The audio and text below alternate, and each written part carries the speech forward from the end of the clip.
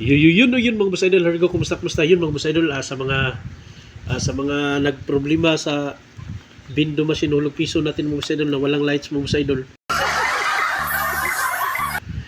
Mostly mga boss idol ako nagproblema kasi talagang walang marking yung Bindo machine natin mga boss idol na hulog piso, tubig hulog piso mga boss idol.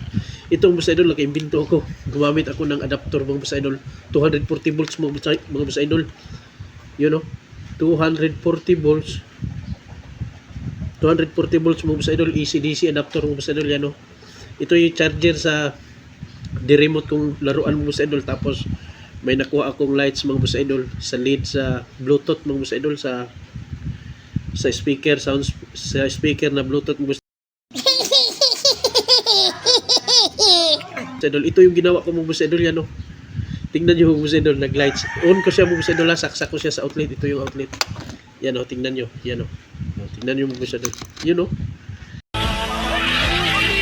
Hindi ko pa to alam, pero sinubukan ko talaga na mag-imbento, o kumbaga nalalaman ko lang din mga boss idol kasi mahilig ako mag-DIY. Yan, no? Naka-light siya mga boss idol, maganda na ito ilagay doon para makita ng tao na operated yung Bindo hulog piso natin. Let's go! Tignan nyo mga boss idol, ginawa kong series. Lights yan lahat mga boss idol. Wow! Pwede pala mga boss idol, i-direct mo mga boss idol. Adapter, kuha ka lang ng adapter yung sa Wag. mga internet, kunin mo yun. Yung mga adapter mga boss idol na 230 o 240 volts mga boss idol. You know, let's go!